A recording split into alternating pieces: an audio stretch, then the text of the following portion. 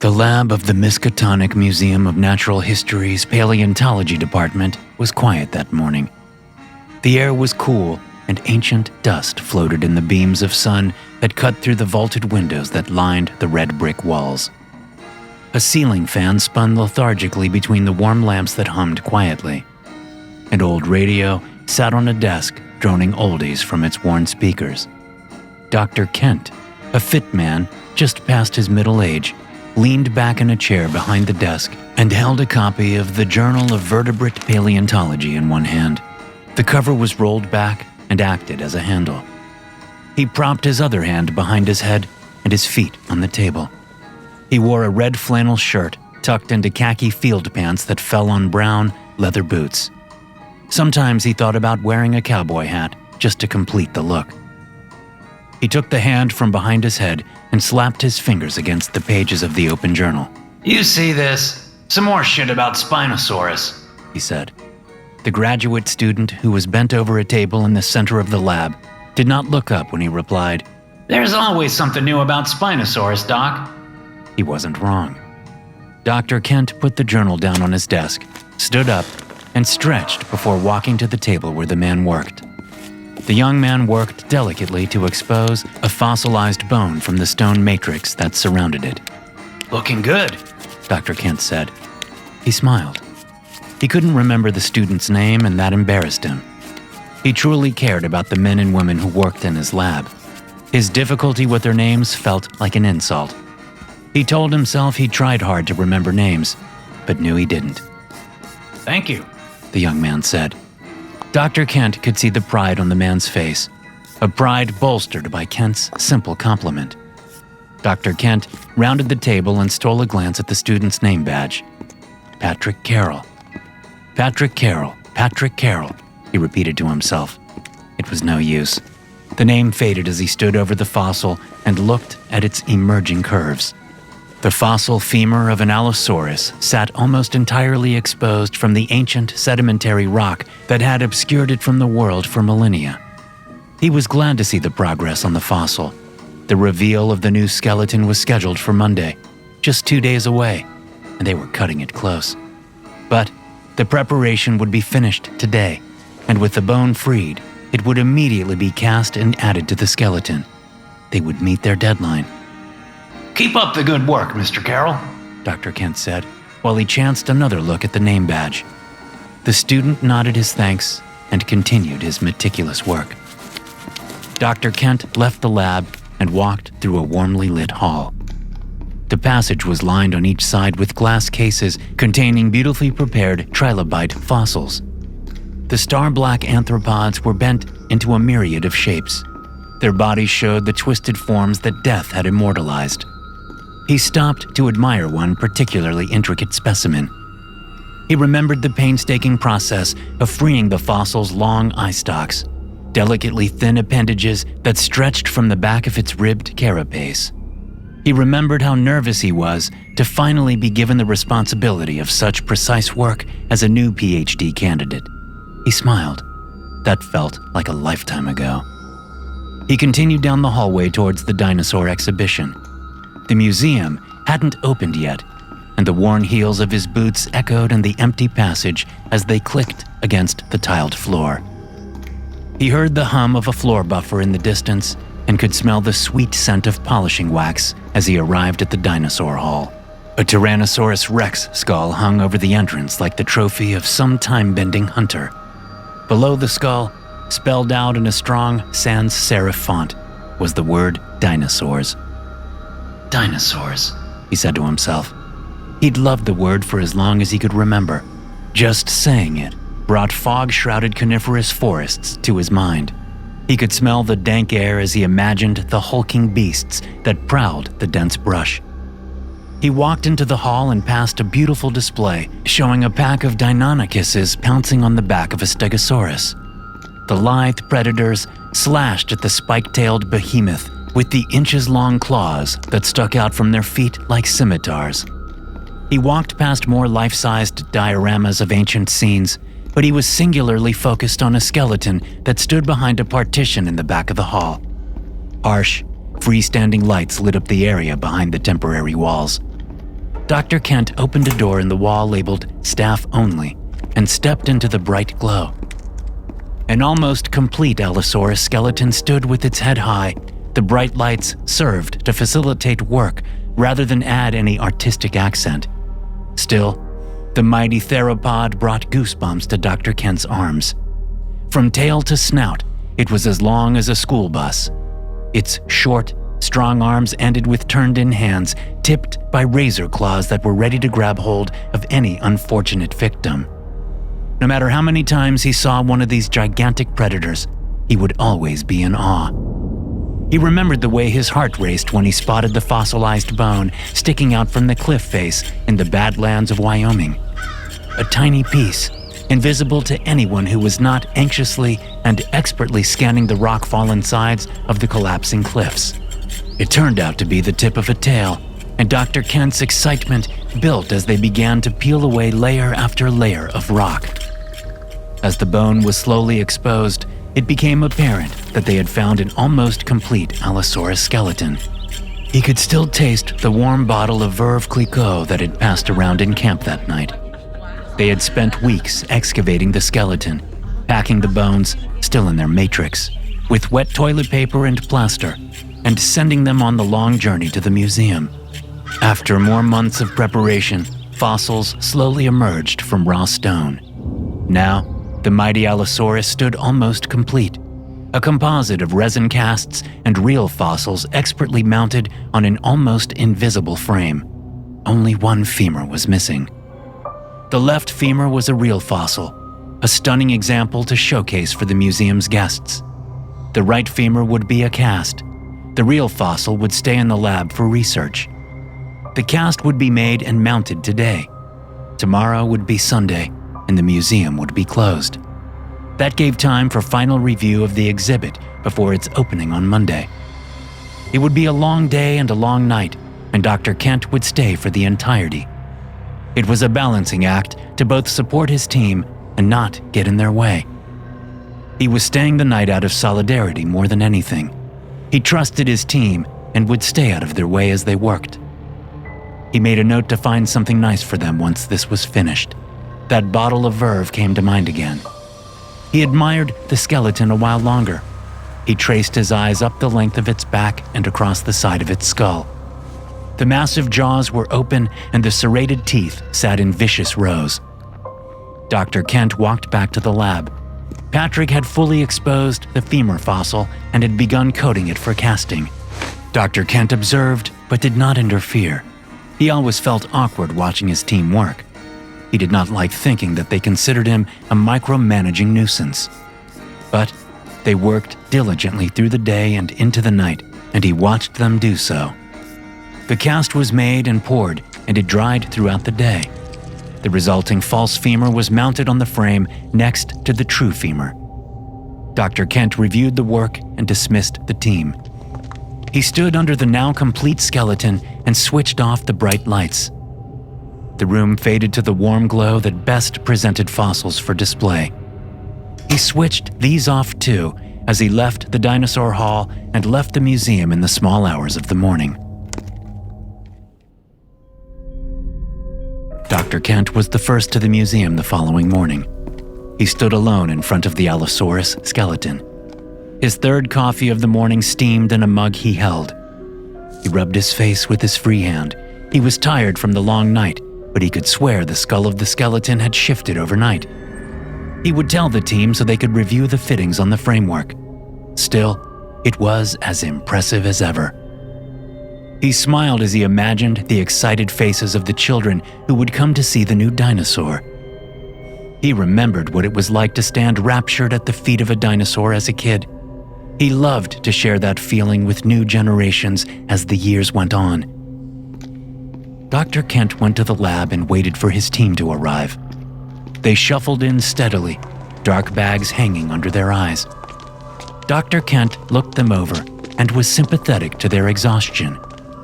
The routine work of the lab could wait.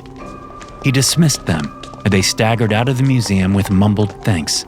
He wished he had thought to let them have the day off before they had come in, but it was better than nothing. Dr. Kent returned to the Allosaurus skeleton to review its mountings himself. He furrowed his brow as he walked beneath the dinosaur. He could swear it had shifted yet again. This time an arm had slumped lower than he remembered. He pulled a ladder from where it rested against the partition and settled it beneath the skeleton. He climbed the ladder's aluminum rungs and checked the bolts that held the skeleton to the frame. They were as solid as they should be.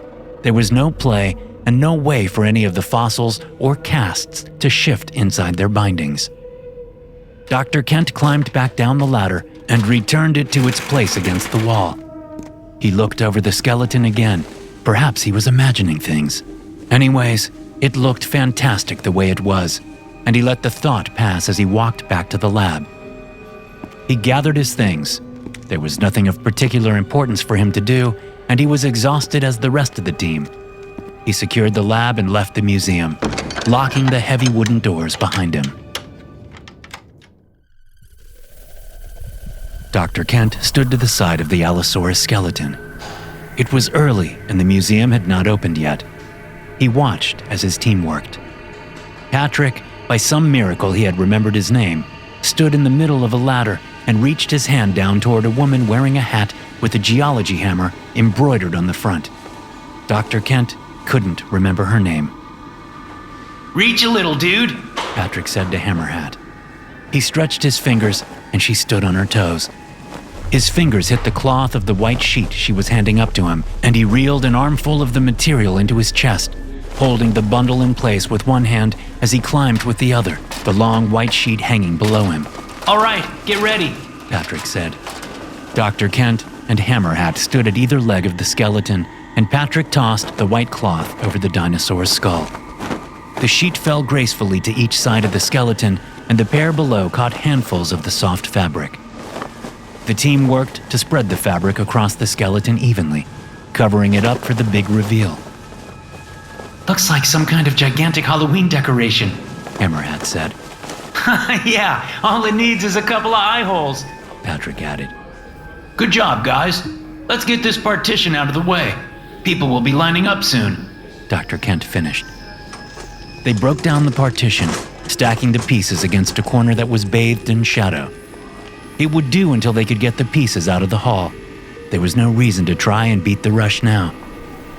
The museum opened and the crowds filtered in steadily. Everyone lined up at the dinosaur hall. A crowd stood behind the velvet ropes that surrounded the new skeleton. The cluster of people filtered into a line that stretched to the entrance of the dinosaur hall and out into the museum beyond. Dr. Kent stood by the veiled dinosaur with a microphone in his hand. He debated dressing up for the event, but realized that people wanted to see a paleontologist, and he knew what that meant. He wore his standard flannel khakis boots uniform. Thank you all for coming, he began. The microphone screeched with feedback, and he held it away from his face while it went silent. There was movement behind him as Patrick fumbled with the soundboard. Dr. Kent brought the microphone back to his lips. As you know, this is one of the greatest finds of the past decade. We are incredibly proud to have brought this fossil to life for you. We know how lucky we are to be able to add yet another beautiful specimen to our collection here at the museum, and we hope that you all will join us in celebration as we add another page to the story of our Earth's history. Without further ado, Dr. Kent turned toward the skeleton. Patrick and Hammerhat stood at the base of the skeleton, holding the ends of the cloth. They pulled hard and kept pulling hand over hand as the white cloth fell away from the skeleton. The flashes of cameras snapped through the hall as the Allosaurus was revealed. Applause rang out and enthusiastic whistles floated through the air. Dr. Kent watched as the crowd filtered by in an orderly but buzzing line. The pointing and chatting and smiling of the crowd filled him with pride. Foremost, a pride in his team. It was their diligent work that brought the new display to life in time for the scheduled deadline. Dr. Kent looked at the skeleton, admiring its ferocious appearance. His eyes squinted as he looked over the beast. Once again, he felt like something was different about the dinosaur. He shrugged and turned back to the crowd. It must be nerves. and an active imagination. Dr. Kent left the dinosaur hall and enjoyed the feeling of a full museum as he walked to the entrance hall. The crowd moved in all directions around him as he walked, their voices a buzz of homogeneous excitement. He felt a tug at his elbow, and he turned around to face a boy. The child looked up at him wide-eyed. Excuse me, Dr. Kent. The boy held up a copy of the Dinosaur Diaries, hunting prehistoric beasts in the Badlands, and held a clear, ballpoint pen. Could you please sign this? The boy sounded nervous. Of course, Dr. Kent said. He smiled as he opened the book to the title page. And what was your favorite part? He signed the paper with bold strokes. Oh, I liked when the avalanche covered your dig site. That was exciting. I'm glad you guys dug everything back out. Ha! Quite the week that was, Dr. Kent said. He remembered the feeling of his soaked shirt and the way the dirt had stuck to his sweaty skin. Thank you, Dr. Kent, the boy said as he walked away with his mother. Dr. Kent waved and then returned to his own walk. He walked into the museum's massive entrance hall, and the chatter of the crowd was suddenly bolstered by echoes as the voices bounced around the cavernous space. Dr. Kent went to the bank of elevators against a sidewall. The upper floors were closed for renovations, but he pressed his keycard against a sensor in the wall and a light turned from red to green. He pressed the elevator call button. He waited and watched children pulling at the sleeves of their parents, dragging them with excited faces to the various displays that lined the sides of the vast space. The elevator arrived with a chime, and Dr. Kent stepped inside. It was glass-walled, and he continued to look at the crowd as the elevator raised him to the third floor, the top floor of the museum. He was face to fin with the blue whale skeleton that was suspended from the ceiling when the elevator bounced to a stop. Each floor had a balcony that circled the building with exhibits branching off into hallways. Dr. Kent left the elevator and walked to the railing of the third floor balcony. He leaned his hands on the wooden banister and looked down, still watching the crowd. They looked like foraging insects from this height. The crowd below began to agitate. It was hard to notice at first, but Dr. Kent was tuned to patterns. He saw the hesitation, the way the crowd glanced around, not quite knowing what was happening. He looked around the hall, his face stern as he tried to figure out why the change had come over the guests. The agitation grew, and the murmur of the crowd began to quiet as they moved slowly and randomly in the hall. Many had stopped to crane their necks, trying to get a glimpse down the trilobite hallway. A sound pierced through the air, and it took Dr. Kent more than a moment to realize it was a scream. His heart pounded in his chest, and his knuckles turned white as he gripped the railing. The scream had been joined and turned to a chorus of horrible cries. The crowd's confused agitation turned to utter chaos instantly. The screaming spread. A wave of bodies flew from the trilobite hall, looks of terror on their faces as they tried to flee something. The screams continued as bodies piled into the entrance hall. Dr. Kent heard a rhythmic pounding. It grew louder. It came closer. He could feel vibrations through the ground, even on the third floor. Then, from the trilobite hallway, a gigantic skeleton burst into the room below. The Allosaurus raised its head as if to roar, but there were no lungs to push the air. It opened its blood-soaked jaws in terrifying silence as the crowd fled in front of its massive feet. Dr. Kent watched as the terrible thing bent its head into the crowd and raised it again. A body was clasped in its jaws.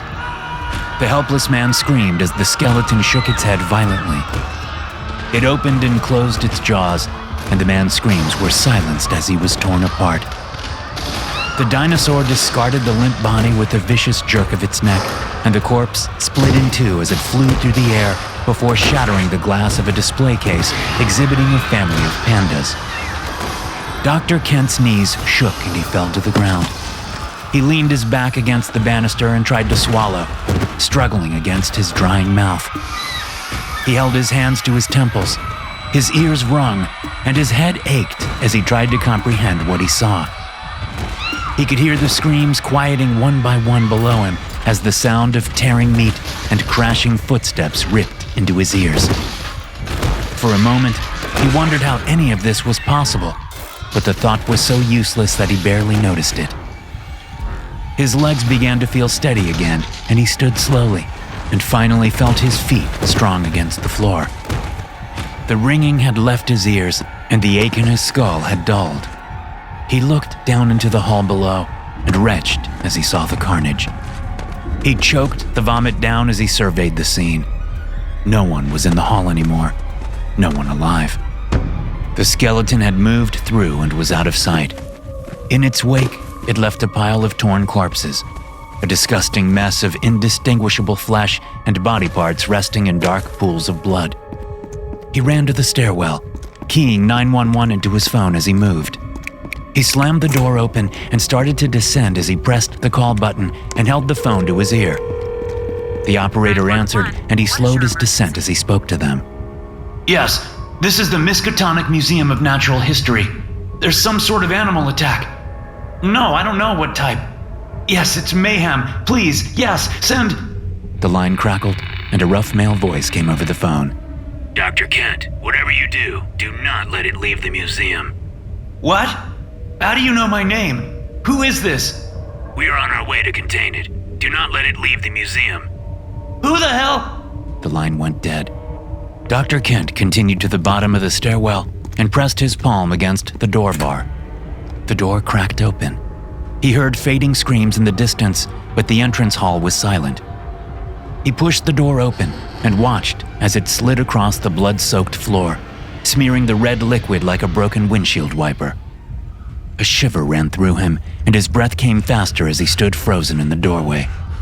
He couldn't help but remember that a human body held over a gallon of blood, and now hundreds of those gallons were spread at his feet. He looked toward the exit and saw a pile of corpses slammed into the open doors. The windows were smashed, and the same mounds of bodies were piled in front of them.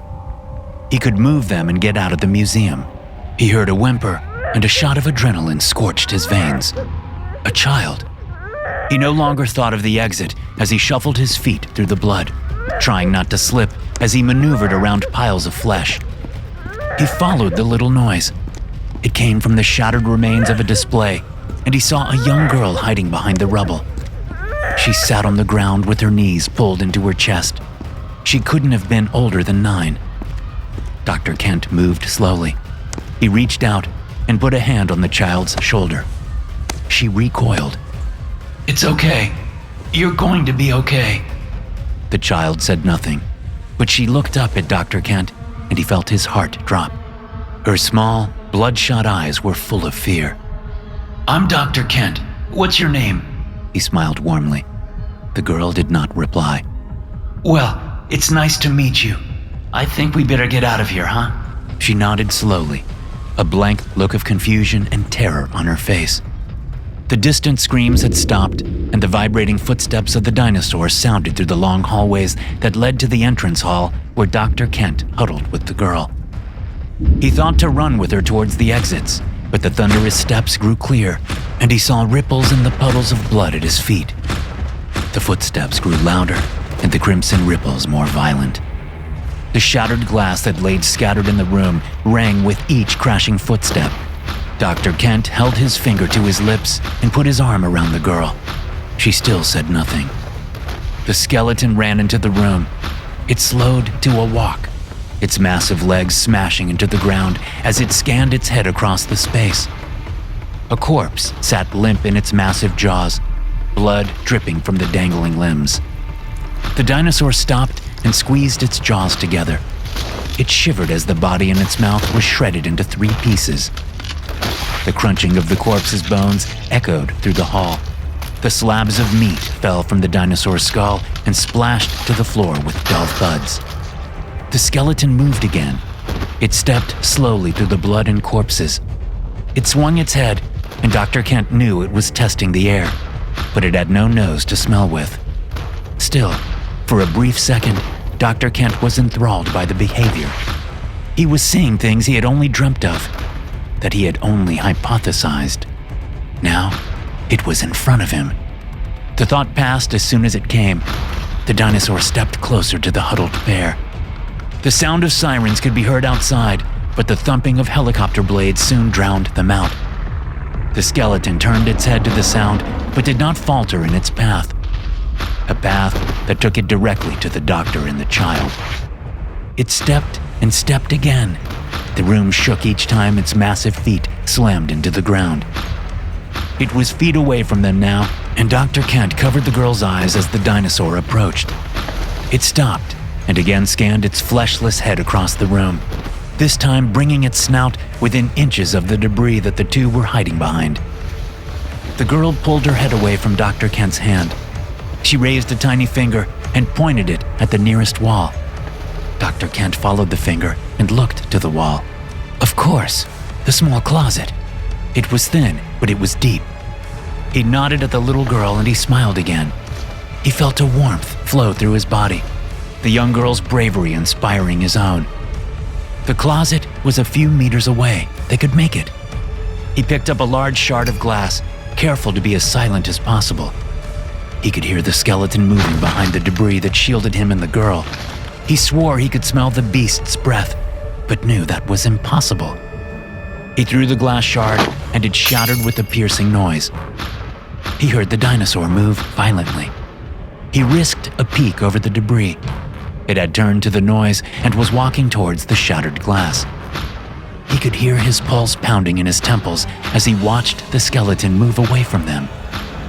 He scooped the girl into his arms and made a run for the closet door. The dinosaur immediately turned to him and the girl. It shook with rage as it ran towards them. Dr. Kent grit his teeth as he crossed the open, blood-stained floor that led to the closet. He ran. He could feel his feet slipping under him, but he ran. He heard the thunderous footsteps behind him and could feel the terrible vibrations of each pounding foot. He was screaming through gritted teeth when he made it to the door. He dove to the ground and slid past the severed arm that clung to the door handle. He slipped into the room with the girl in his arms, sliding through the congealing blood that covered the floor.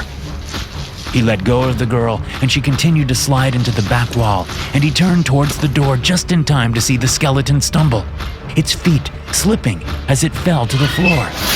Its momentum carried it to the closet door, and its snapping jaws desperately tried to fish its prey from the room. Dr. Kent pushed himself to the back wall and pulled the girl close. They watched as the dinosaur crashed the serrated blades in its mouth together. They snapped like a sledgehammer smashing railroad spikes. An explosion ripped through the air, and the skeleton turned away from the closet door. It let out a soundless roar and began to walk steadily toward the source of the sound. "Stay here," Dr. Kent whispered to the girl. He crawled to the door and looked into the room beyond. An explosion had ripped through the wall near the entrance of the museum. Pink dust floated in the air where the red brick had been blown away. Masked men began to filter into the hall through the breach. Each one carried a rifle.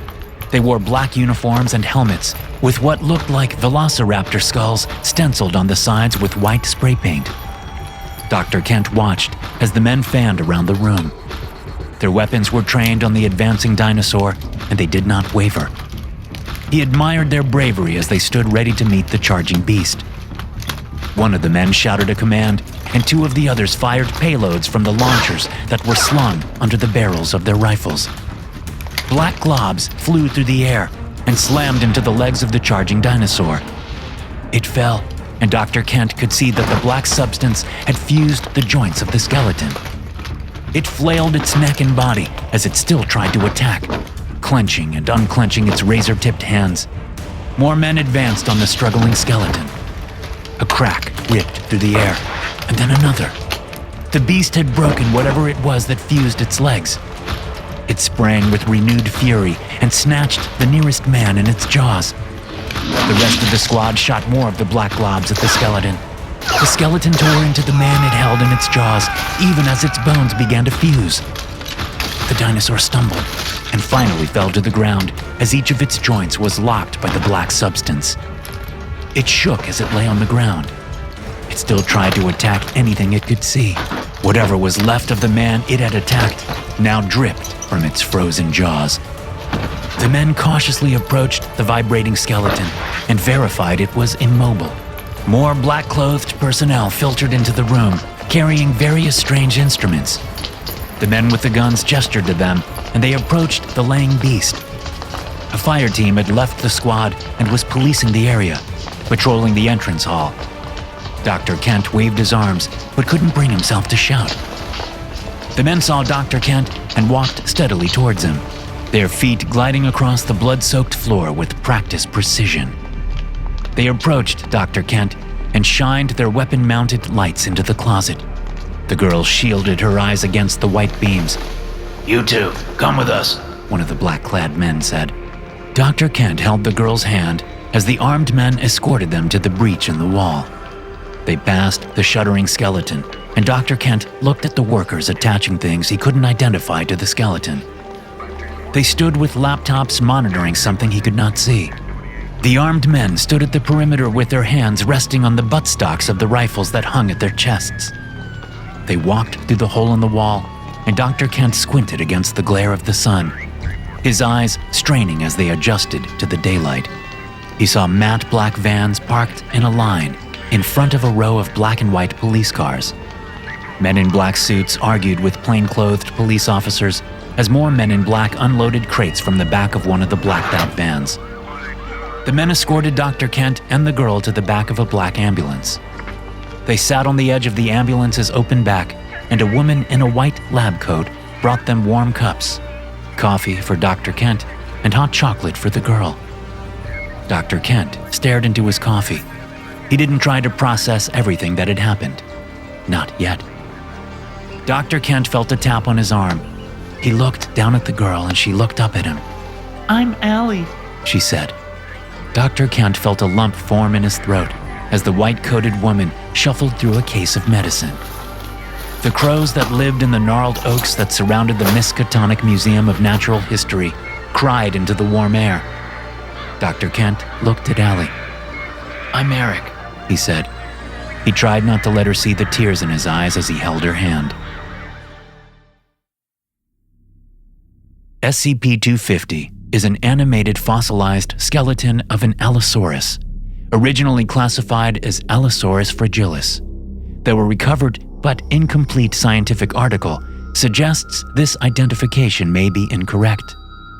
The skeleton consists of 153 disarticulated bones and 14 plaster and fiberglass replacements, all held together and animated by an unknown force.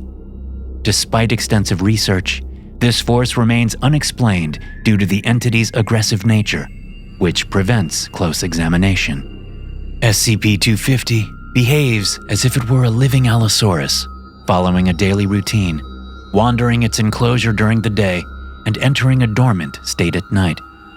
It actively hunts and attacks anything it perceives as suitable prey, including humans, despite lacking muscles, organs, or digestive structures. When it consumes prey, the remains inevitably fall through the gaps in its skull, neck, and rib cage, at which point SCP-250 completely ignores them. Its aggression and hunting patterns have been analyzed by Foundation paleozoologists and are considered consistent with what is theoretically expected of an Allosaurus in life. However, its continued movement and predatory instincts, despite lacking biological function, remain an ongoing anomaly. To hear more stories like this, be sure to hit subscribe and turn notifications on. I'll see you in the next one.